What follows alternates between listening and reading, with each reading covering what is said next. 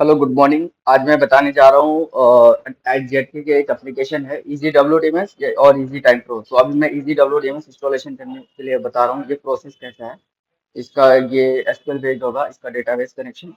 तो अभी मैं सबसे पहले इसका सेटअप को मैंने डाउनलोड कर रखा है, इसको मैंने एक्सट्रैक्ट करा। अभी एक्सट्रैक्ट करने के बाद अभी इसको ये इसके जो सेटअप है सेटअप को रन करा। यहाँ उसका डायलॉग बॉक्स आ गया। अब एक्सेप्ट करा। एक्सेप्ट करने के बाद यहाँ पोर्ट नंबर डालते हैं जो मेरा बाई डिफॉल्ट पोर्ट है 8081, मैंने वो डाल दिया। अभी ठीक है। अभी ये पोर्ट डालने के बाद इंस्टॉल पे क्लिक करना है।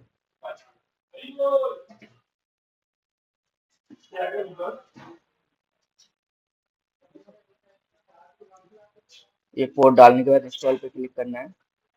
इंस्टॉल पे क्लिक करने के बाद ये प्रोसेस चल रहा है। अभी इसको प्रोसेस को चलने देते हैं।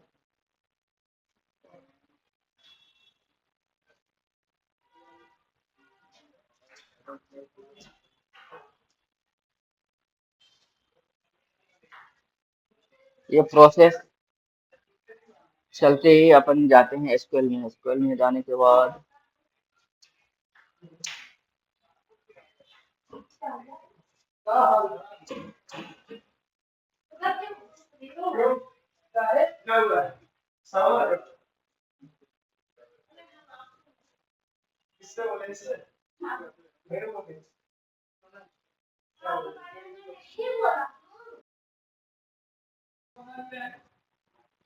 ये प्रोसेस हो गया। प्रोसेस के बाद अब जाते हैं एसक्यूएल में। एसक्यूएल में जाके इसका एक डेटाबेस बनाते हैं। जो भी डेटाबेस हम रखना चाहते हैं वो डेटाबेस का नाम देंगे, जो भी डेटाबेस का नाम देना है। तो अभी एसक्यूएल ओपन हो रहा है।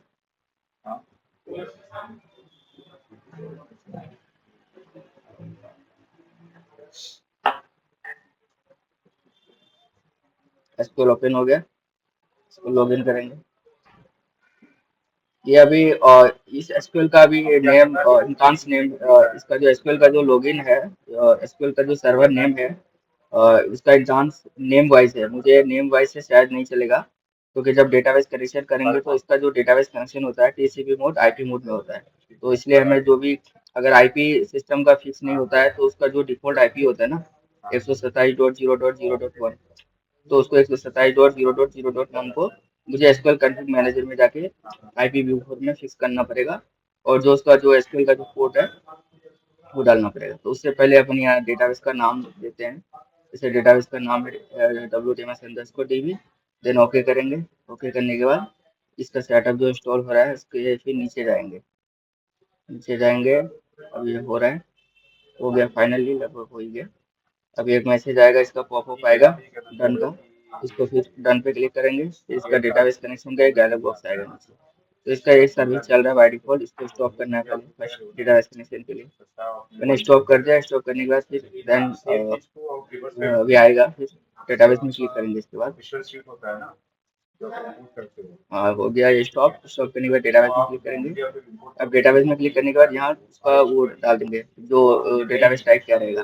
मैंने एसक्यूएल सर्वर सेलेक्ट कर लिया। अब यहाँ एसक्यूएल का वो जो भी host name in the host name का मतलब होता है कि एसक्यूएल सर्वर नेम जो सर्वर इंस्टेंस नेम है, डेटा सोर्स या डेटा सोर्स डालेंगे। अब डेटा सोर्स मेरा नेम वाइज है और टीसीपी मोड में नहीं है, तो इसको पहले अपन जो बाई डिफॉल्ट वाला होता है ना 127.0.0.1, इसके थ्रू डाल के लॉगिन नेम एसक्यूएल का जो भी लॉगिन नेम ऐसे है, लॉगिन नेम डाल के डेटाबेस का नाम डाल के wtms_db। इसका लॉगिन ऐसे डालने के बाद इसका पासवर्ड डालेंगे 3 टाइम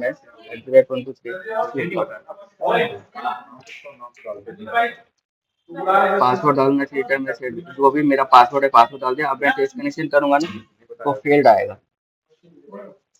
फेल्ड आएगा क्योंकि इसका जो एसक्यूएल कॉन्फ़िग मैनेजर है, एसक्यूएल कॉन्फ़िग मैनेजर में जाके मुझे फिक्स करना पड़ेगा। तो जाएंगे एसक्यूएल कॉन्फ़िग मैनेजर में।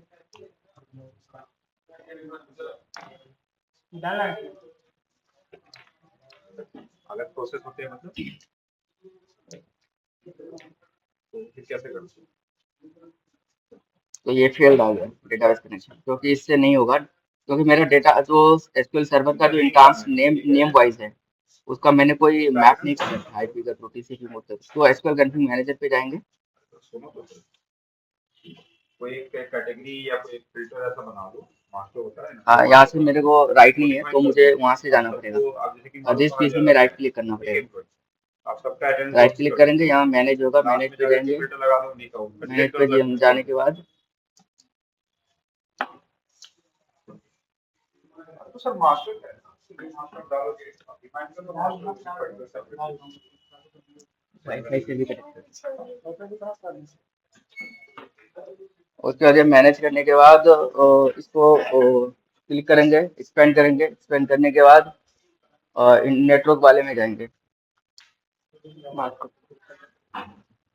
नेटवर्क वाले में जाके इसका मेरा दो दो एसक्यूएल सर्विस, एसक्यूएल का सर्विस है, तो मुझे जो मेरा एमएसएसक्यू वाला है उस सर्विस में जाएंगे, उसको ओपन करेंगे। उसके सर्विस में जाके जो भी मेरा जो भी वो है उसको इनेबल करेंगे। नेम है, पाइपलाइन नेम है, उसको इनेबल करेंगे। उसके बाद जो टीसीपी है उसको भी इनेबल करेंगे। अब टीसीपी को राइट क्लिक करके प्रॉपर्टीज में जाएंगे। प्रॉपर्टीज में जाके IPv4 का जो भी है उसमें जाएंगे।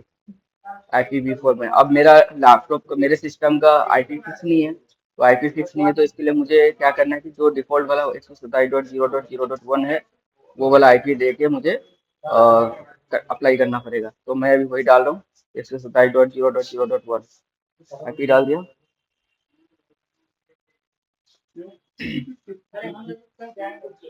डालने के बाद उसका पोर्ट नंबर 1433 डालने के बाद अप्लाई, देन ओके। अब ये करने के बाद आपको एक बार सर्विस को रिस्टार्ट करना पड़ेगा। अब सर्विसेज में जाएंगे, जो MSSQ का सर्विस है उसको सर्विस को रिस्टार्ट करेंगे।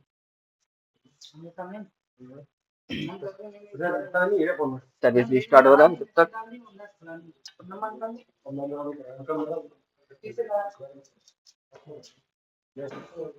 उसके बाद फिर अभी इसका IP का थ्रू फिर लॉगिन करके देख लेंगे कि लॉगिन हो रहा है कि नहीं।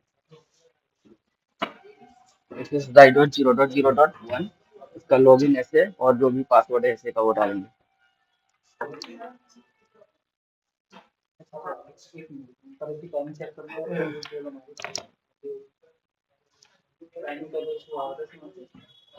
अब ये हमने कर दिया फिर, अब इसको लॉगिन हो गया उससे SQL। तो अब डेटाबेस कनेक्शन में अगर जाएंगे, और हमने वही सेम ऑलरेडी डाला हुआ है। देखो अभी मैंने टेस्ट कनेक्शन करा तो मेरा कनेक्शन सक्सेसफुल हो गया। आप क्रिएट टेबल कर रहा हूँ, क्रिएट टेबल हो रहा है।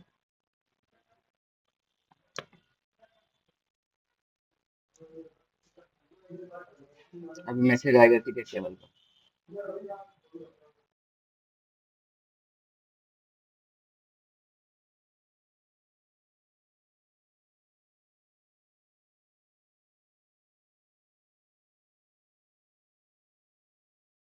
बोलो ना उसको।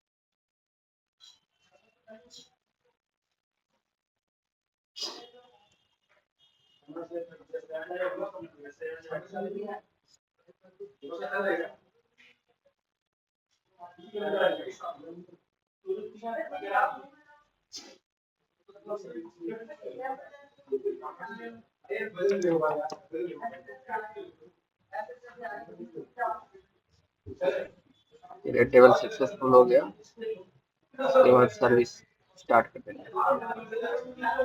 स्टार्ट करने के बाद फिर इसको IP के थ्रू हम ब्राउज करेंगे किसी भी ब्राउजर पे। IP कॉलन पोर्ट नंबर, जो पोर्ट नंबर होता है वो पोर्ट नंबर ब्राउजर ब्राउज करेंगे। और एक उसका शॉर्टकट भी बन जाता है डेस्कटॉप वाला।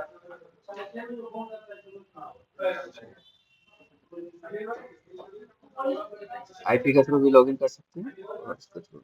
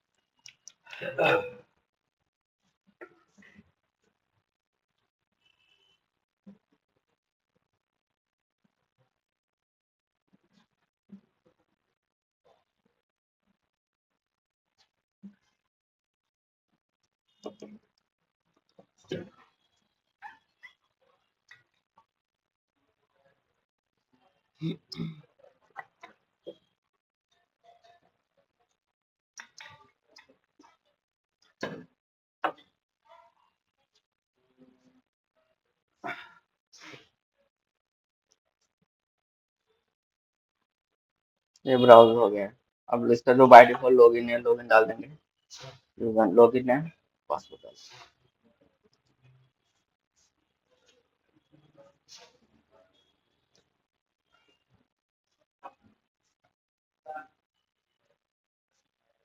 तो ये है, लॉगिन हो गया। यहाँ से आप जो भी डिवाइस इसके नेटवर्क में या क्लाउड उसमें डिफरेंट लोकेशन पे स्टैटिक आईपी डाल देंगे, लोकल है तो लोकल आईपी डाल देंगे। ठीक है, तो यही प्रोसेस है।